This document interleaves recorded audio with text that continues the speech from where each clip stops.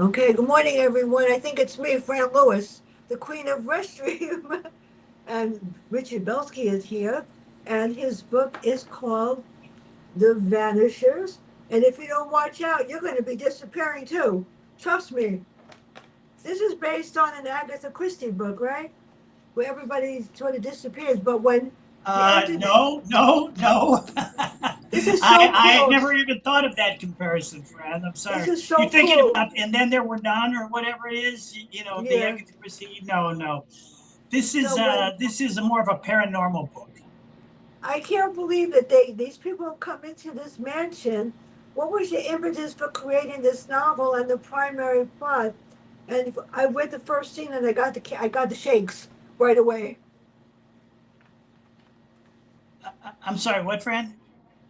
Okay, I read that the first scene, the first chapter gave me the shakes right away. I knew something was going to happen, and the minute he entered the house, I go like, "Oh my God, how did you create this?" I mean, I was petrified to start with. I was petrified to finish the book. Well, it's a long, complicated story, which is sort of interesting as a writer. I actually wrote this book many, many, many years ago, originally. Back probably in the 80s when I was reading a lot of Stephen King, and I thought, well, I'll try and write like a Stephen King kind of supernatural book. And I wrote it, and I had an agent at the time who was a mystery agent. And she was like, "Why are you writing this? Why don't you write a mystery?" And so I put it away and didn't think about it for many years. And then I dug it out again, and I liked it, and so I did some rewriting on it. So the actual the actual inspiration for this took place a long time ago.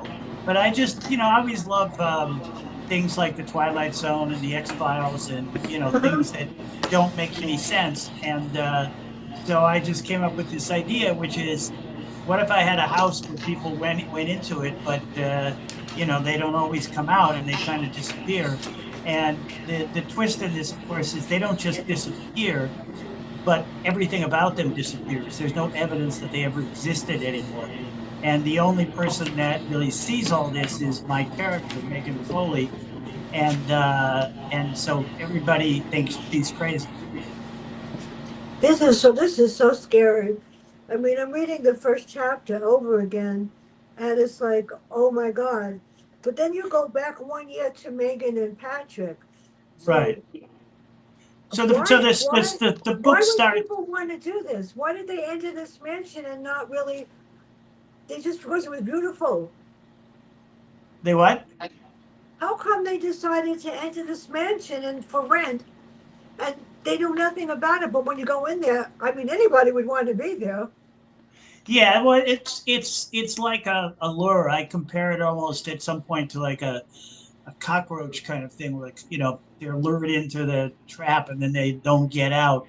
I don't I Yeah. don't want to explain the motive as to what's happening, but whoever is running this house has created this house that's a beautiful house. It's very inexpensive, and there's a number of people staying there, but it's a big house, and it seems like the perfect vacation spot, and it lures people in, and the first chapter opens with Yeah.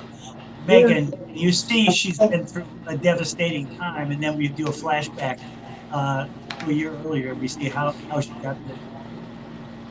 Yeah, but nobody realized anything. They just, I mean, bills, everything's made for them. I mean, they Right. didn't get suspicious, nothing. And they drove It's us a to how it's scary. I guess the lesson there is, if it seems too good to be Yeah. true, it probably is too good to be true. So yeah, it's just it's to lure these people in, and and then and there's a lot of unanswered questions in the book, like for instance the Yeah. question of like why why Megan is not, so all these people disappear and everybody else in the house doesn't even remember they were there anymore, but Megan does, and Yeah. the question is why she does and the others don't. And the best explanation of that I think I could give you is when I read the Stand by Stephen King many years ago. everybody is affected by this plague except the one character, and sometimes they're just people who for some reason aren't affected by it, and so which you have to, if she was affected by it, there'd be no story. But so we have Megan telling the story throughout the book through her eyes, and she's the only person that understands what's going on. But of course, everybody thinks she's crazy.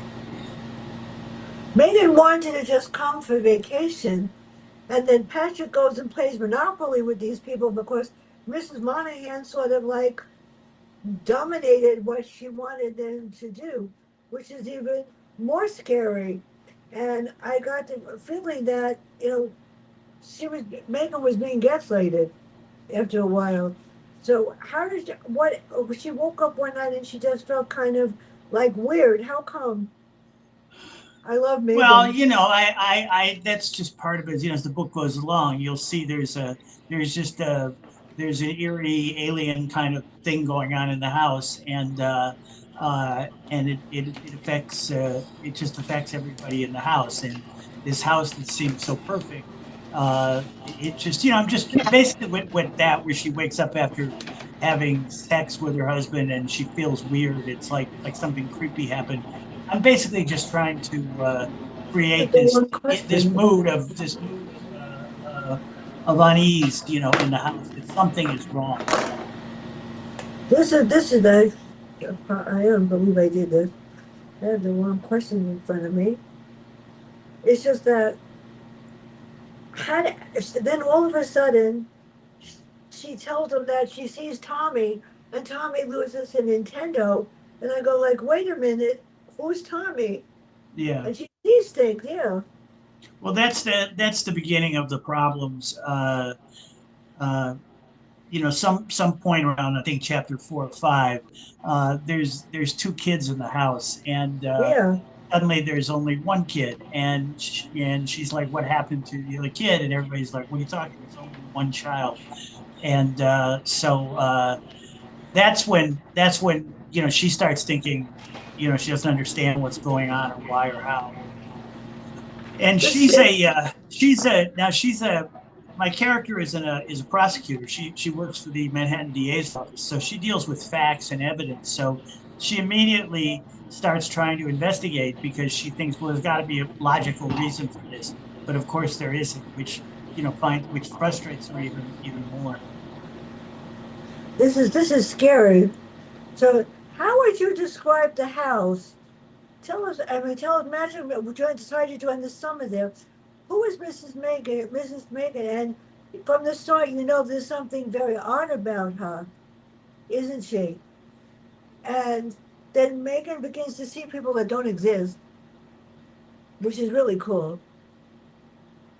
So how did you decide on that? That was really like, yeah, okay, She you she walk she sees on. people she sees people who don't exist. Who Then referring she to? tells us about Tommy and Amy. And Amy was real. She spoke to No, her. these people existed. They just, they Yeah. just disappeared, and then one by one, people seem to be disappearing, and there's a lot of other stuff in the house. There's a giant TV projection screen that everybody seems obsessed with watching, and you begin to realize that this is doing something to these people's minds. It's affecting them, and everybody is watching the TV. So there's a lot of crazy stuff going on inside this house. This is really crazy. Oh, now I have the right questions in front of me. That's better. I don't know why I printed out the wrong ones before. Here we go.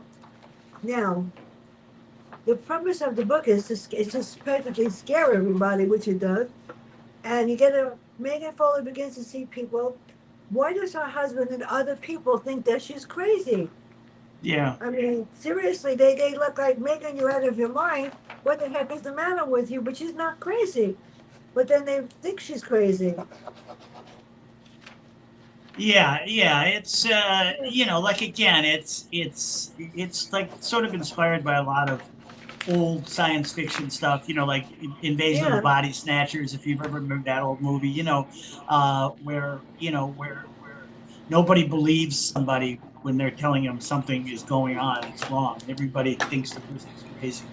and they have to try and convince people. Now, in this book, Megan is able to Yeah, convince a couple people that, who friends of hers to help her because they trust her and they believe her, even though they think it's crazy too, but they trust her. So, as the book goes on, she has a yeah. best friend and she has another person, and then she finds a guy who's involved in paranormal stuff who believes her too. So she begins to get a couple people around to help her, which obviously is good for the story. It gets really interesting. And I was telling somebody about this. Actually, my pharmacist wants this. I had to go buy him a copy. For real.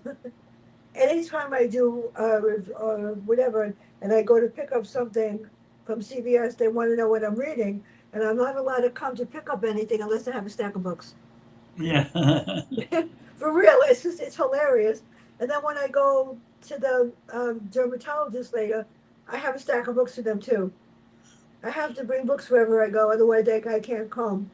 Now, tell us about Megan's job and her friend Jackie. And the next question really is scary. Well, yeah, Megan works for the Manhattan Mm, District Attorney's yeah, office, and she's a very logical, sane, professional person, which I think is important because you don't want her to be an airhead or anything, and so when this happens, it's very upsetting to her because she just looks at everything logically. And Jackie is a yeah, friend of hers in the district attorney's office, and so she turns to Jackie for help and support. And at first, Jackie doesn't really believe her, but she wants to help her. And uh, again, I need to have people supporting Megan. I can't have her just doing this on her own. And the relationship between Jackie and Megan is kind of crucial throughout the book. yeah. One of the reviews of the book said actually we should all have a best friend like Jackie. So Yep. and she's the main character through the book too. I don't know how you did it. That scared the heck out of me. I was afraid to turn the page after a while. Now, Megan sees people and people disappear and Patrick disappears and they said that he never existed in her life and she was never really married to him and I go like, okay, is she crazy? Yeah, yeah. I don't want to give away too Don't give it much of the away. plot, but like you say, it's like when these people disappear, all traces and evidence of them disappear. So like their family doesn't remember them, their Yeah, job doesn't know who they are,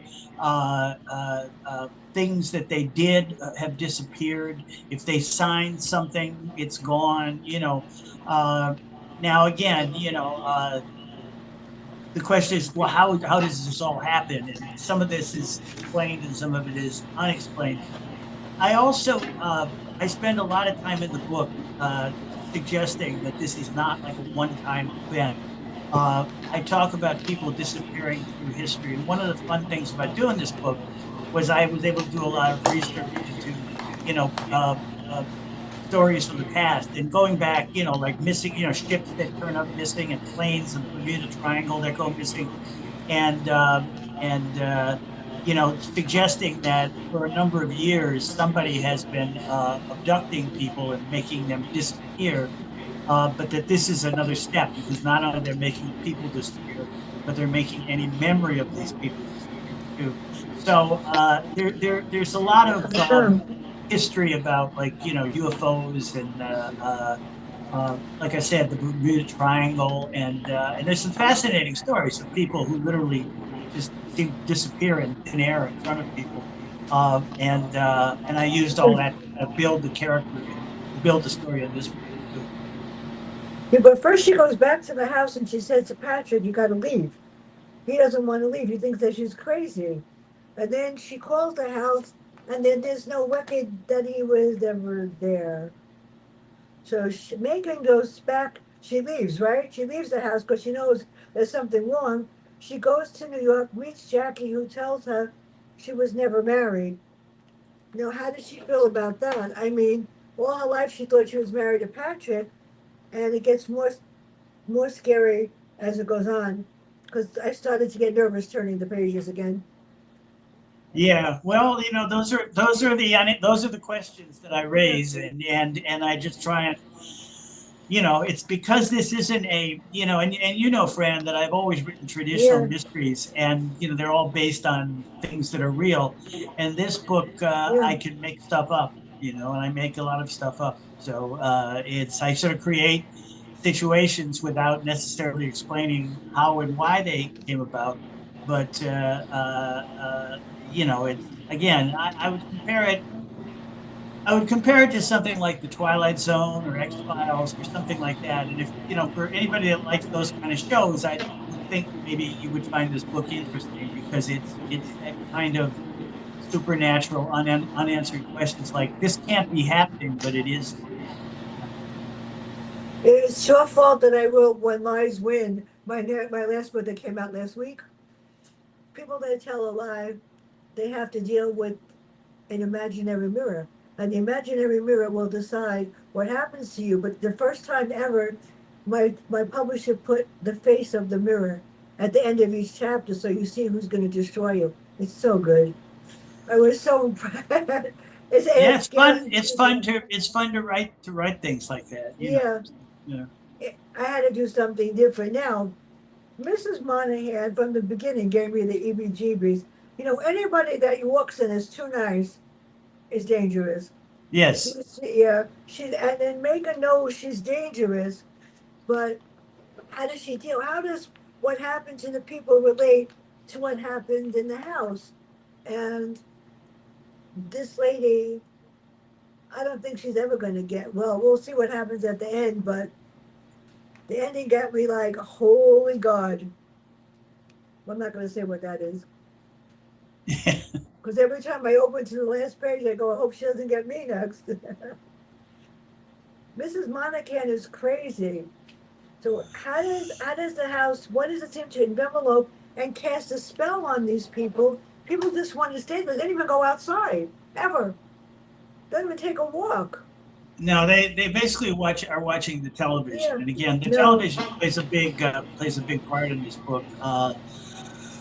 Because it's clearly not just a normal Yeah. television, some kind of hypnotic thing that's affecting these people's minds. And then the other thing that's going on in the house is there's no Mr. Monahan that we see. Yeah. He supposedly is in the attic because he's not well, but we never see him. And there's a scene early on where Megan tries to go up in the attic to see him or say hello to him, and Mrs. Monahan gets hysterical, like, you can't go up there, you can't go up there. So there's clearly something going on up in the attic, which we find out later in the book too. So it's like, because of the cover of this book, it This looks is like kind of like it's a haunted house book. It's like about a haunted house, but it's not really a haunted house. It's just a supernatural house. Um, and it may not even really be a house, as you find out as the book goes on. I have to ask this question because it's driving me. How did you create the title for each chapter? That's scared. I sort of had a feeling I knew what was happening in the chapter just by the title. And it's like, Yeah, yeah. I'm not I going to did. read them because then it'll give it away. Yeah, I did something I don't normally do in my books, which is I gave a title to each chapter. Normally, I'll do chapter, 1, 2, 3, 4. But every chapter in this book has a title. Like Yeah. Megan goes crazy, or Jackie comes to the rescue, or things like that. I don't know. It's just when you're writing a book, sometimes you just feel that's the way to do it. I mean, it's not something I plan out or anything, but it just seemed like kind of a thing to do. So it's Those titles really got me. Now she has Jackie, and then who is Sam? And how does he put a new perspective on this? How does she meet Sam? I like Sam, I think. how does Sam what? Yeah, who is Sam? I like Sam. Sam is a professor of paranormal studies at Columbia University.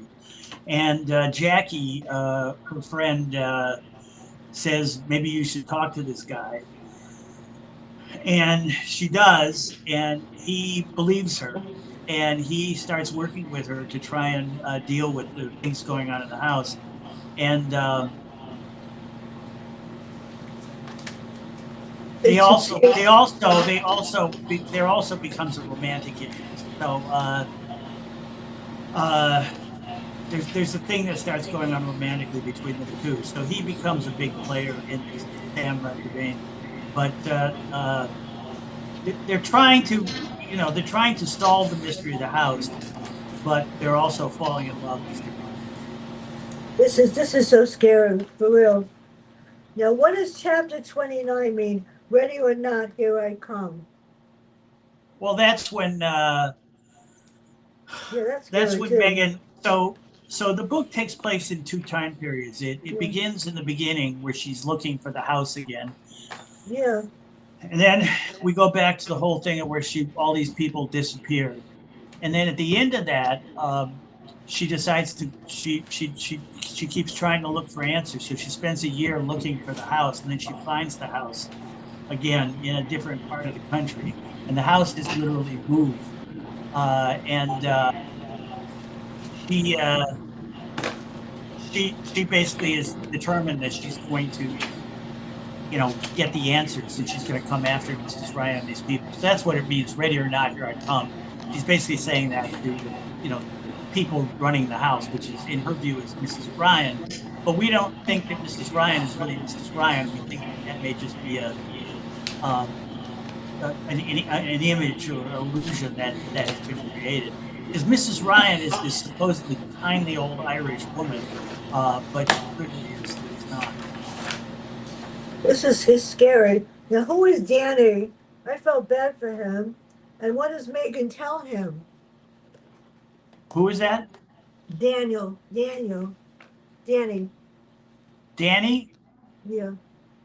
Which one is Yeah, Daniel? Megan talks to him, doesn't she, Daniel? I'm not sure if that's the right name. There's a guy Kaplan. Is that what we're talking about? Yeah. She No, has a. Are let's, you talking about the genius, the kid that's a genius? Is that? yeah. Yeah, yeah. Um, I'm trying to remember what I called him in the first name. Oh, His there's last name another is character Kaplan. that we have to talk about that I don't like is Mitch Kaplan. Mitch Kaplan. Yeah, Mitch. Yeah, I thought you that's the said one. Yeah, Daniel. Mitch Yeah, it's Kaplan. Mitch Yeah. Kaplan. Yeah, yeah. So he is a kind of a genius, but he's a kind of weird tech genius, and he had gotten arrested for doing something, for hacking into something, and Megan had prosecuted him, but had given him a break and helped him get to college and all this stuff. So he's very grateful to Megan, and so the only way she knows how to fight these people, There it these is. criminals running the house, is through some kind of scientific means. And so she goes to him, and he comes up with this method. He basically builds a machine that's going to battle the house, kind of thing. It gets kind of pretty technical, hairy, but uh, it's this idea that if you can build a machine that can produce enough electromagnetic energy This is scary. that'll screw up the vibes of the house, that you could destroy the house. And so he and Jackie and Megan, they all team up to do this in the as the book, toward the end of the book. This is all, once the book is well into. Well, I'm not going to ask what chapter 33 means because then it will give something away. Who is Aunt Tierney? And she's supposedly, in some kind of home or some sanitarium. But how does it turn out that she's really not crazy? Who is that? Aunt Tierney. Chapter Yeah, 30, yeah. I mean, they think right. she's crazy, So but I so know what she wasn't happens is crazy. what happens is Sam, when Sam hears Megan's story, he Yeah. remembers that he got a letter from a woman named Anne, who had told him a similar story about her family had disappeared, and no one believed she had a family except her. So he decides to go visit Anne with Megan, and she's in a sanitarium because everybody thinks she's crazy. And Sam and Megan are the only people that believe her. But you know, again, it's evidence that this isn't a one-time thing, but this has happened a number of times. So obviously, Megan befriends Anne because you know she's in the same boat that Megan is. But it also very upsets Megan because she sees that Anne has been committed to a sanitarium like she's insane, and Megan is worried that people are going to think she's insane and try and have her committed to it something. This is scary. Everyone disappears, right? If you can save Well, lives, not everybody, but a lot of people, yeah. everybody disappears. It's like it's so cool. There are times in the story I'd like to make a few more people disappear. A couple of people in real life I'd like to make disappear too. The chapter that says you don't want to know is very powerful. That's probably the most powerful chapter in the book. And can somebody actually take a house and make it fall down? Well, that's the advantage of writing a supernatural book. You can just Yeah. make that stuff up. You know, it's not a But lot in this book. Not a lot in this book is stuff that yeah, could happen in real life. You know, of course it can. There's a lot of people in this world that try to blindside you or make you think something that doesn't really happen. right? I know that. I know that. Oh, you really don't need that or something, or you really should look this way. I mean, I was always overweight. I weigh 93 pounds. I don't have to worry about that. And I had a friend that told me that I look like an elephant. And you have to understand that people will tell you anything if you want to believe them. That's really dumb. That's even scarier, to tell you the truth. Now, why does Megan at the end, why does she go back to the house when she knows very well she has to be really careful? Why does she bother to go back? Well, there's a couple of reasons. I mean, number one, because her husband is there,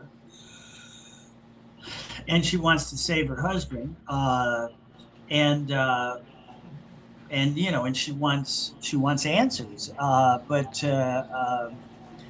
Because even after these people disappear, see, she Yeah, doesn't I know they're know. dead. She doesn't know they're dead. We don't know they're dead. We just don't know. We just know they're not there. So when she's just looking for answers. Um, you know, I mean, she has to know what happened and why and where these people went. Now, the chapter I really like is 42, The War of the World. And then, of course, I'm not going to say what the last chapter is because I get a feeling that this isn't over yet. Is there a sequel coming to this? I have to ask. What's that? Are you going to write a sequel to this one? Oh, I don't I really can have think a of a plan. lot I of don't have a reasons why plan you to do. should. I don't have a plan to do that at the moment. It would be difficult, I think, because you know there's so much happens in this book. You would just be repeating a lot of the stuff, you know. So How did Megan feel at the end of it? I mean, it's not a it's a odd ending because you really don't know what's happening. And then if you look at the word it says breaking news, it's like okay, not going to say what that says. And then you have the last one, aftermath, and of course you have my favorite chapter, the end. What is it? The end. Serious. And the epilogue is that's really scary. That's yeah, why I think that's why I it said like I say, that these it's people don't even know. They just see the beauty of the house and they don't know what's in. So the people at the end, that last chapter, oh my God. That's why I said yeah if there is a sequel, you could probably destroy more people now. yeah. This is a book that Yeah. I mean, it's not like a murder mystery where you solve the murder at the end and then everybody goes to jail or whatever, and everything is very clean. There's no clean ending to this. There's always going to be unanswered questions going on here. It's scary. Now before I forget, okay, people. I only doing one in July, and that's because Charles Salzberg is had a double hip operation or whatever. And I promise, I read the book yesterday, the beginning of everything. Oh God, is that scary? I read that yesterday because I had to give him the questions. I just hope that my email got to him. But we're going to start. You're talking about Charles Salzberg's book, Beginning of Yeah, Everything. yeah. Yeah, He, I just read that. Yeah. yeah. Now, in August, we're going to start with Tess Gerritsen, Shadow Friends. On the 18th, Joe Gifford, Skeletal Theory. It's about the Mandela effect. On the 24th, the number one interior decorator in the world, Howard Wiggins. I don't know what he wants to talk about. I don't care. It's fun. On the 26th, Joe Plickett comes back with Sky Fly and Die about women in history. And on the 27th, if she shows up, Tiffany Warren in Harlem. And I am so excited. September 29th, I'm going to interview the producer of the Late Night with Stephen Colbert. Wow. I have no idea. So, what's next for you? And what are you writing that I'm going to want to read right away? And Well, which I have a character? book. Which what are you bringing back next time? What character? So I'm I have ready. a I have a I have a book coming out in hopefully in August. It's scheduled for publication. It's called The Mogul, and The Mogul is another standalone book. And this is kind of a little bit ripped from my real life because, as you know, Fran, I'm a longtime journalist. I work for the New York Post, New York Daily News, and a lot of big papers. And The Mogul is about a kind of media baron whose life becomes unraveled and his empire begins to fall uh, based on a big sensational murder case. And I tell the story through the eyes of a journalist who's kind of like me.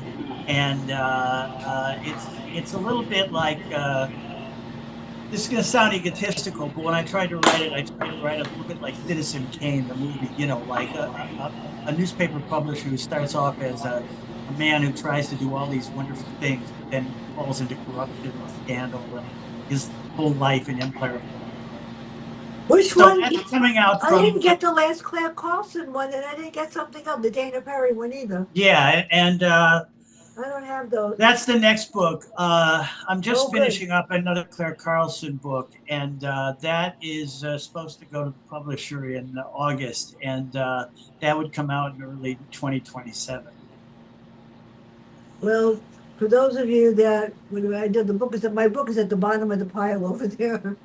It's like really small. My book is 78 pages, and it's when I could find it on Amazon, which is probably easier than whatever. I am very proud of it because it's doing very well for some reason.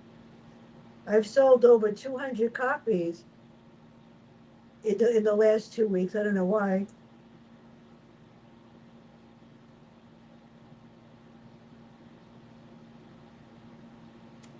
That's it.